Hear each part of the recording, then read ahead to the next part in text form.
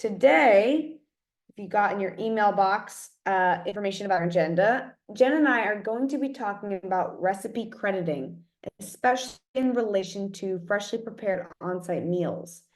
Nowadays, schools across the country are moving towards more scratch cooking, and California's freshly prepared on-site meals incentive as part of the 2022 KIT funds reflects this shift. We thought that it would be great to combine the subjects of freshly prepared meals with recipe crediting, especially since the crediting can get tricky, as we learned from our first webinar. In fact, we have some new guidance so we'll reveal that during our session today. Now, before we jump into recipe crediting, I'd like to get a little bit of background on, let's say, developing recipes and standardization for a school meal program. So, Jen, what does it mean to standardize a recipe? Yeah, great question. Thanks for kicking us off, Emma. I think that's a lovely place to start. And hi, everyone. Welcome. Thank you so much for being here. Just lovely to be together and talk all things food and recipes and crediting and fresh meals today. Very exciting topics. So starting off with standardized recipes. Yeah, so what is that? Basically, this is something that all of us do. Everyone's probably familiar with if if we're working in a school. And it's kind of foundational to our program to essentially go through a recipe and make sure that it's kind of tried and true. It's going to be producing the same good results every time we prepare it. And really, what's interesting about this compared to how we might do recipes at home is that we've tried it several times and we've adapted it to our facilities. So that's kind of the biggest difference between standardized recipe for food service and a recipe that we might cook at home. It's kind of been tested and we make sure that it works with our facility, our equipment. We adapt it, we change it a little bit to um, fit within our operation and so that we can get the exact kind of quality and quantity of product each time we cook it in a school kitchen. Got it. Okay, so consistency is key. Now, Yeah. how would I standardize the recipe for my school meal program? So this is sort of looking at like the process, right? Like what does that process look like? So, and that's going to look different for every district. And I'm curious to hear from all of you on the call if you want to throw into the chat, like anything that you do, like what's your process for standardizing recipes? Because I think every school district does this a little bit different and it depends on capacity a lot of times. Like it does take a lot of work to standardize recipes. So everyone has a different way of doing this. Some of the kind of like general overarching themes is kind of cooking it and then each time you cook it, kind of making sure that you note the things that you want to change. And then really going back and making sure that you verify your yield and your crediting on any of those changes. So let's say we make a recipe and we're like, oh, we need to add more of this or less of that. Then checking the crediting from like the nutrition compliance standpoint to make sure that the recipe still credits for what we want and kind of continuing that process until we get an end product that we know tastes great, the kids are going to love, works with our facility and equipment limitations, and then also is going to be compliant within the meal pattern, right? So it's gonna work with what we needed to, how it's going to fit into our menu plan for the week. Right. And so yield and portion size are particularly important here. Exactly. Yeah. Yield and portion size is like, it's about testing, but then it's also about like making sure that yield and portion size is still coming out the way we want it to. Got it. And so to be compliant, let's say for my administrative review or for auditing or, all that, what needs to be included exactly? What are USDA's different requirements for standardizing recipe? There are very specific requirements for this. So the USDA has exact protocols of exactly what they want on a standardized recipe, and then those are audited by the state when they come in to do our administrative review. So they'll look at our recipes for our week of targeted menu review during the AR. And so these are the things that you want to make sure that you have on your standardized recipes, and those will be looked at. And it depends on the reviewer. Some people are more detailed than others, right? But there's a great lesson in LunchAssist Pro on this where we go over this. So it's a great thing to have like any new menu planners or people who are working with recipes or just like a good refresher for those of us who've been doing it a while to make sure we're not you know, that we're crossing all of our T's and dotting all of our I's, and we've got all of the elements. But I think the other thing that we didn't mention is HACCP. So this is super important too when working with recipes, and part of that standardization process is outlining those critical control points, and especially for like a recipe that we might be adapting from home use, right? So let's say we've got some beautiful recipe that we've like our staff has brought in and said, hey, we really want to make this recipe. We cook it at home. And then we go through that process to scale it up. And now we have a batch of like 300 that we're cooking for our kids. But then we need to think about food safety critical control points that we would do that might be different. So, like if we're cooling a recipe that's a standardized volume recipe, of course, it's going to be a different cooling process for 300 servings than three. So, that's kind of the stuff that you can make sure is included in those recipes to make sure that it's all outlined for you. Got it. Got it. No, those are all very key elements here. Now, how would we standardize, let's say, a recipe for freshly prepared on-site meals? I know we kind of wanted to talk about that today as well. Of course. So this is specific to our California audience. So if we do have anyone from other states, just kind of keep that in mind. It's freshly prepared on-site meals is sort of a California thing. And one of the things that California Department of Ed is emphasizing is that we look at the fresh, like what is it in that recipe that makes the item freshly prepared? Like if you're looking at an entree and you're saying, okay, this is one of my freshly prepared entrees. Well, what is it about that that makes it freshly prepared? So let's take the example of a cheeseburger entree, right? So you've got a whole grain bun, a pre-made beef patty, and a slice of cheese. That on its own wouldn't count as a freshly prepared item unless you were, making the bread from scratch or the beef patty from raw. But let's say it's kind of like your standard school food recipe here. But then you're going to add lettuce and tomato, and that's your little freshly prepared magic wand. Ideally, if possible, include that information in your standardized recipes because that's going to help.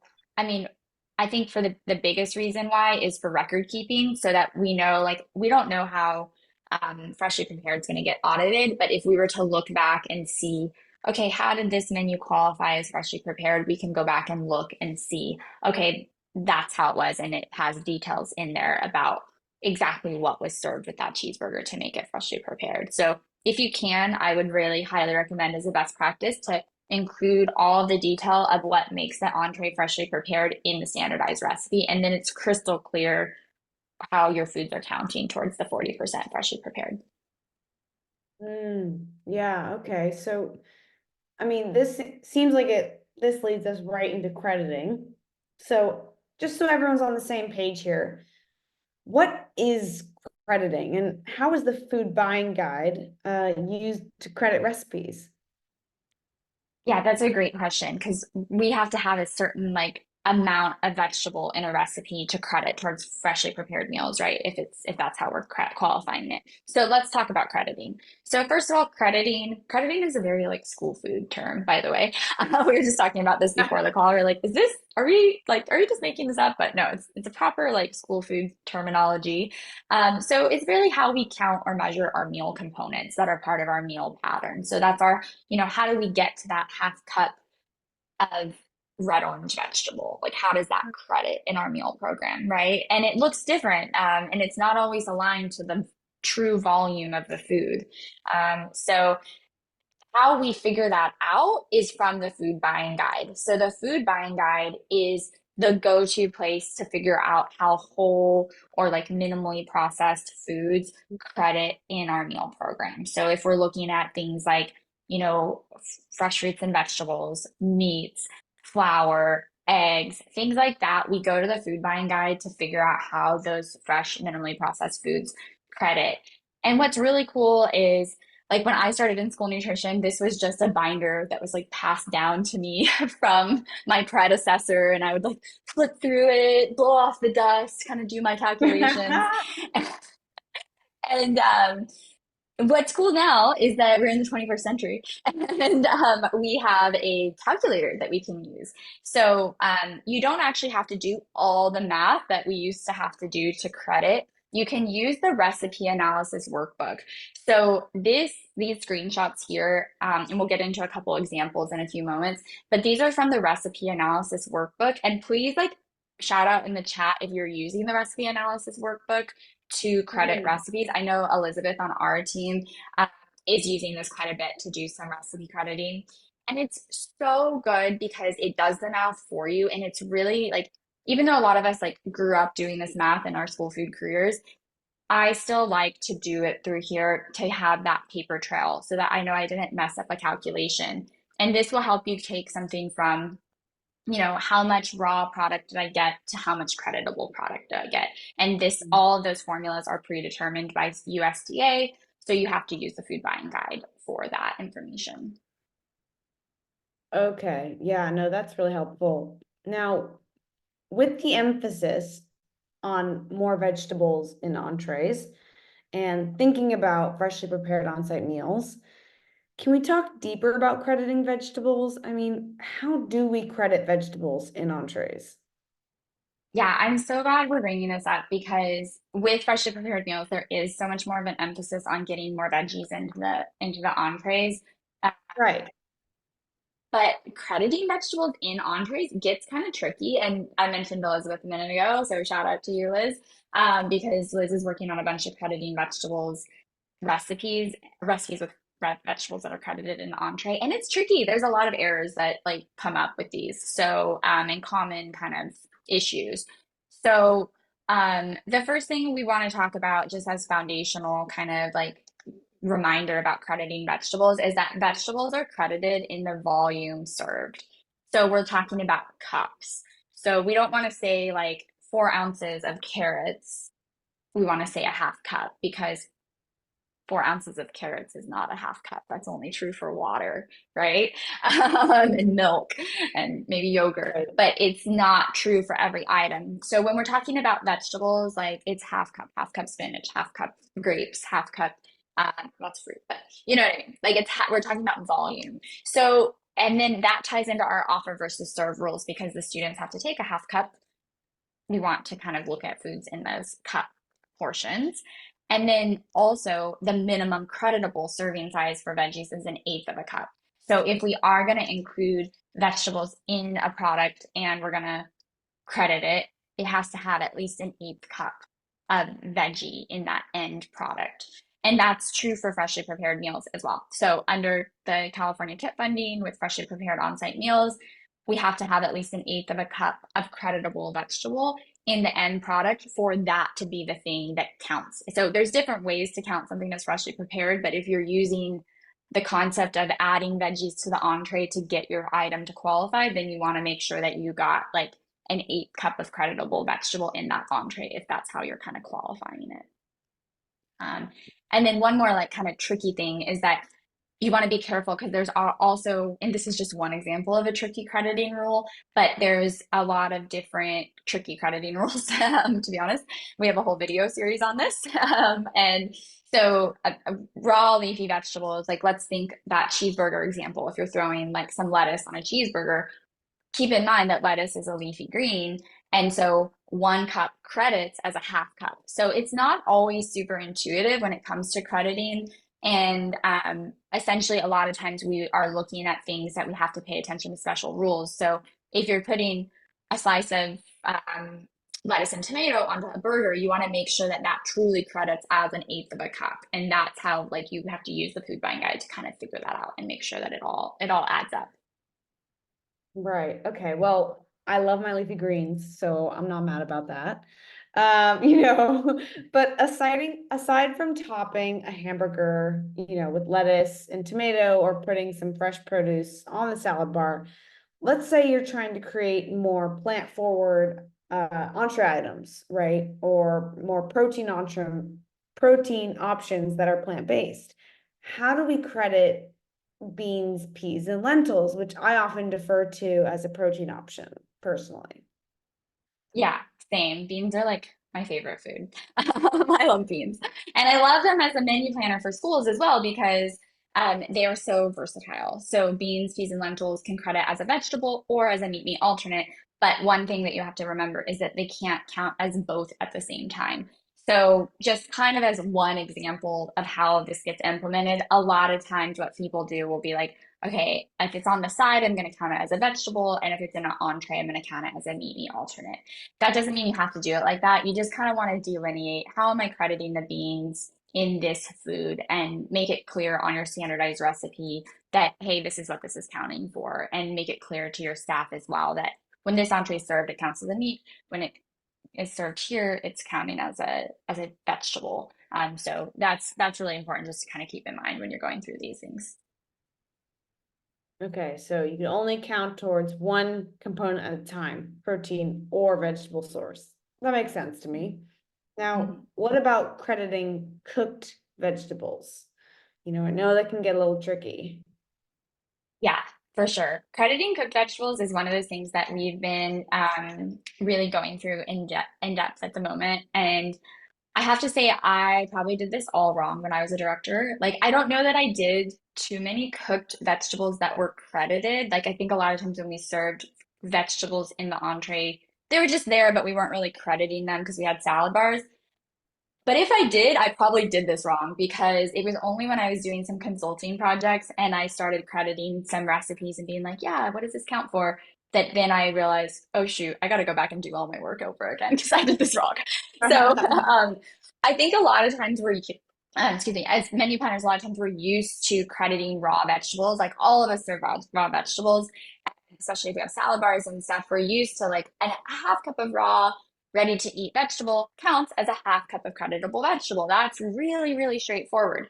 But then what happens is when we cook something, the USDA food buying guide applies a shrinkage or it decreases the yield to that product, even on vegetables, which, like I mentioned, I don't think I realized that when I started my career and was working in schools. It was only when I started consulting and looking at a lot of recipes that I realized, oh, I knew that applied to meat, but I didn't realize it applied to cooked vegetables. So for those of you who are like me and didn't have a ton of experience crediting those cooked vegetables, keep an eye out for this when you're starting to kind of credit cooked vegetables in your entrees. Because in this example, if you started out with a half cup ready to eat baby carrots, that exact same product, right? And you threw it on a sheet pan and you roasted it in the oven. When it comes out, it's not going to credit as a half cup anymore. And it's only going to credit as, and this is, we'll see this on the next slide in the food buying guide, but it's going to credit as 3/8 of a cup. And remember, 3/8 is a little bit of a weird measurement, but 3/8 is like 4/8 is a half cup. So 3/8 is less than a half cup. So it's crediting for less. And so just keep an eye out for that and make sure that you're using this. You can use this recipe analysis workbook calculator to help you through some of these calculations because like I mentioned, I don't want to do these by hand. I actually even struggle when I use a calculator to make sure I'm like programming it all right.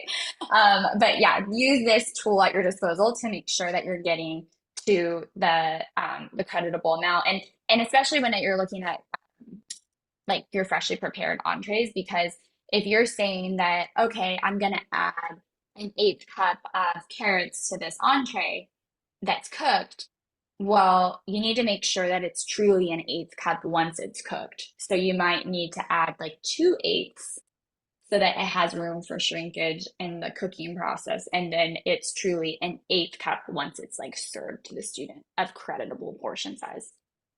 Wow. No, that's so important. I also will say that I definitely eat personally, roasted vegetables. I eat more, like when they shrink, I eat more of them than I would if they were raw. So it adds up. Yeah. But speaking of freshly prepared meals and crediting vegetables, I know we wanted to get into some of the things we've recently learned regarding freshly prepared on-site meals. Can you recap for all of our listeners what has been updated by CDE? Absolutely, yes. So we had our first webinar in this series on March 7th, and we've been working really over the last couple of years since the freshly prepared on-site meals has been initially announced to figure out like what are the rules? How does this all? We've had so many conversations and emails and stuff back and forth with CDE on this and with all of you as well. So one thing that we learned, well, first of all, we created this little bit of a framework here, 1, 2, 3, this is what you need to know.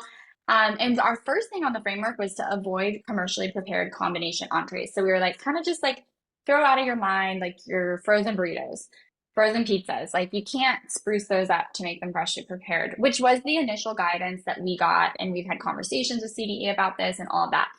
But come to find out, and thanks to all of you for some feedback that we got after that webinar. And I just want to point that out because it's so important. Like I think I mentioned on this webinar, like we're not trying to like be right about anything. We want to just have good, solid information. So we got some feedback on this and we investigated it. We looked more into it with CDE and come to find out there is now updated guidance from them that you can use a frozen pizza or a frozen burrito and count it as freshly prepared.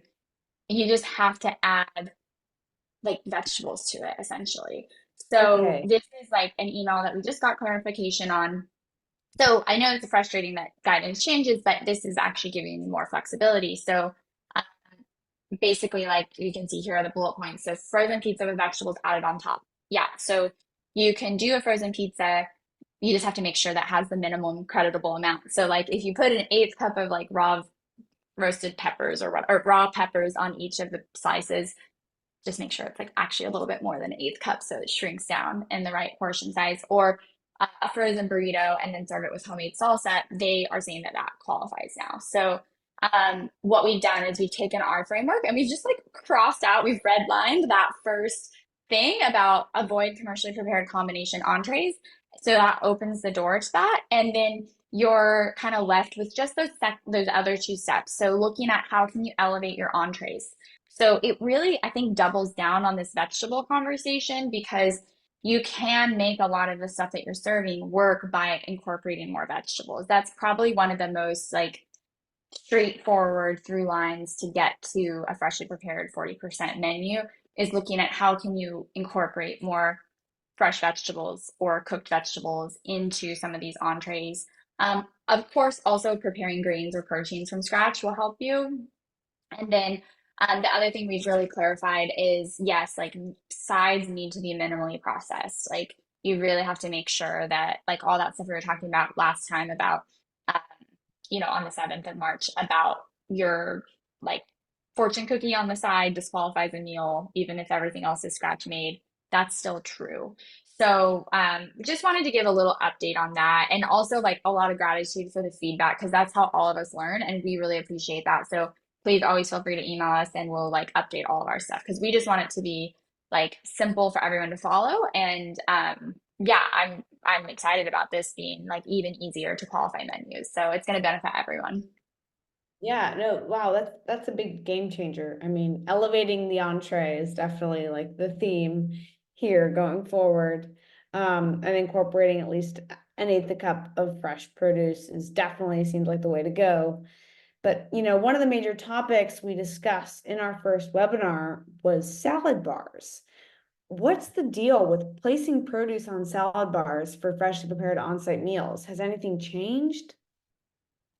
Yes, a little bit has been clarified on that as well. So this the first time this was really discussed was like a couple days before our first webinar on the Tuesdays at 2 in February. So CDE came out and said, due to widespread staffing shortages across the state, we've made an exception so you can serve your freshly prepared on-site meal, like your fruit and vegetables that go part of that. If you need to, you can serve them on the salad bar.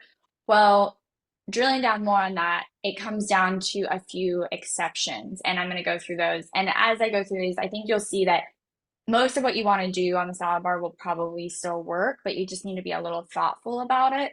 So the overarching thing is like, please, like whenever possible, still serve the fresh raw whole ingredients, like incorporated, served, plated with the entree. That's like their like ideal, and I think that makes sense. That's like the integrity of the legislation, right? Is like putting it all together. But there's exceptions where this doesn't make sense. And the first one that they had announced in February was really about staffing shortages. But then they've kind of doubled down on that and said it's for severe staff shortages beyond the baseline. And then when we kind of were like, well, what does that mean? What's the definition? They said that's up to you. So just kind of know that it's sort of like your discretion. If you're using it for staff shortages, it has to be like significant. But I think that the next two are actually the ones I would lean on more, which is the first one for product integrity. So if you think about one of the things we talked about a bunch was like, you know, cheeseburgers with lettuce and tomato. But if you think about the way most schools do that, like when I was a director, we were preparing our burgers and our spices and stuff like well in advance, like so that they were ready to go. Like that was like the easy thing to like prep, like as soon as you kind of come in the morning, you kind of get that process going. And you can't hold, you can't cook all of that together. You can't hold lettuce and tomato inside a burger, like a wrapped spicy package or a burger package. Like you can't hold that at length. Like that is just going to be for food safety, but also for product integrity. It's really not a good thing. So if that's where you're at with an entree, if you have something like that, then you can hold your burger on the hot speed line, and then your cold lettuce and tomato could go like on the side or on the salad bar. So that's allowed for product integrity, to uphold the product integrity. The other thing is for food safety, and I think this is really important for all of us to be mindful of, because there's Mhm. so many benefits of this legislation, but we don't want there to be like food safety issues related to it, right? So food safety, like let's think about a frozen burrito with fresh tomato salsa that you just made from scratch. Sounds delicious. But tomatoes are a high risk food, and they have to be kept cold. We have to keep cold foods cold, hot foods hot. I know my health instructor always used to tempt my sliced tomatoes. That was one of the things they always tempt. So you don't want to be throwing like tomato salsa into the hot well with your burritos just because you're supposed to pair it together, but then causing a foodborne illness outbreak. How many outbreaks have there been with like salsas? So that would be a good reason to separate it out and to either put it in the cold area or to put it on the salad bar. So these are some things that they've said, like these are allowable reasons. So kind of just think through it. If you're putting stuff on the salad bar, it shouldn't be your first, call, like your first go-to put it on the salad bar. But if you have one of these reasons, this is totally allowable. Right, right. But, isn't signage already a requirement for salad bars? Even when it's not an added ingredient for freshly prepared on-site meal compliance. I just want to understand, how do I ensure that students are taking the minimum required portion size for a reimbursable meal? Yeah, so if we go back to the previous slide, I just want to point out, like when we're using the salad bar, like with the freshly prepared meals, we want to also support that with signage and verbal cues, right? But then keep in mind, like you were just asking, Emma, it's also we want signage and verbal cues for students anyway with salad bars, right? Like we typically have signage around our salad bars to prompt students on what to take for a half cup under offer versus serve signage rules. So sort of like it doesn't necessarily have to be like a whole big extra thing. I mean, it's still one more thing to keep in mind, but maybe you can tie that into the signage that you're already doing. Most people have a little bit of signage on their salad bars helping students know what to take. So maybe just kind of doubling down on that and saying like, this is the portion size, and then like this go like it pairs nicely with the burrito, or it pairs nicely with the burger, and that's how you can kind of like use that, and it sort of increases that nutrition education. So yeah, I think that's a really good point, is like we're kind of already doing signage anyway, but we need to do it a little bit more intently surrounding freshly prepared meals when we're using that salad bar exception. Got it. Okay, that's great. And so that's actually all the questions I realized I had for you today, Jen. Now, before we get into our open Q&A session, I just want to remind everyone that membership with Lunch Assist Pro and access to the AR Bootcamp, training library, and consulting services are a great use of your kit funds, especially if you need to make use of those before that June deadline. Of course, membership can always be purchased with your cafeteria funds, even though Mike is out today. Don't hesitate to schedule a call with him to learn more. Just email mike@lunchassist.org. Now, in terms of accessing the resources shared during this call, everything will be shared in a follow-up email, including a link to the recording.